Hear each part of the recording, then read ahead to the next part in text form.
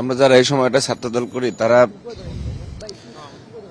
আপনার বেগম খালেদা জিয়ার ঘাড়ের পাশে পাশে স্লোগান দিতে দিতে আমরা এই পর্যন্ত আমরা সবসময় বলতাম যে তিনি আমাদের মা।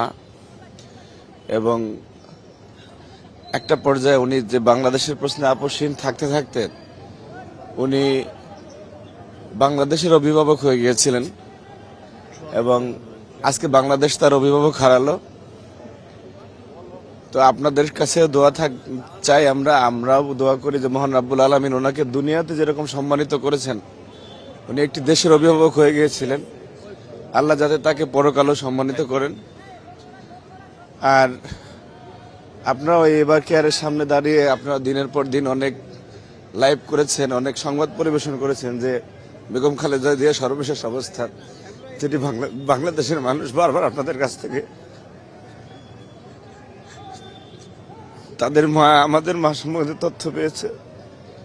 তো হয়তো আপনারা শেষবারের মতো সংবাদ পরিবেশন করবেন।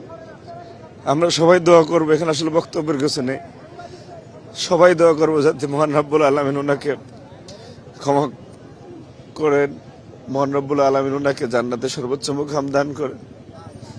এবং আমরা যারা সন্তানরা আছি উনি বাংলাদেশের প্রশ্নে যত আপোষহীন ছিলেন, যেটা ওনার কাছ থেকে শিখেছি, আমরা যাতে সেই বাংলাদেশকে ওনার রেখে যাওয়া আদর্শকে ধারণ করে আমরা বাংলাদেশকে ধারণ করতে পারি।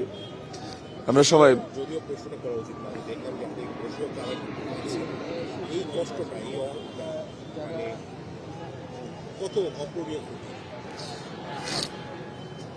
এটি নিঃসন্দেহে আপনি দেখেছেন যে বাংলাদেশ সাম্প্রতিক সময়ে যতবার সংকটে পড়েছে সবাই এক মোহনায় মিলিত হয়েছে। সেই মোহনার নাম ছিল বেগম খালেদা জিয়া, যিনি কিনা দেশকে একটি সমাধান দিয়েছেন।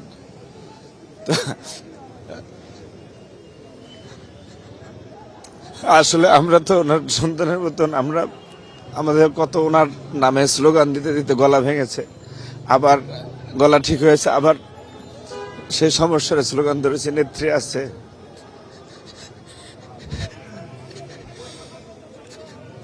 সেই নেত্রী নেই আজকে।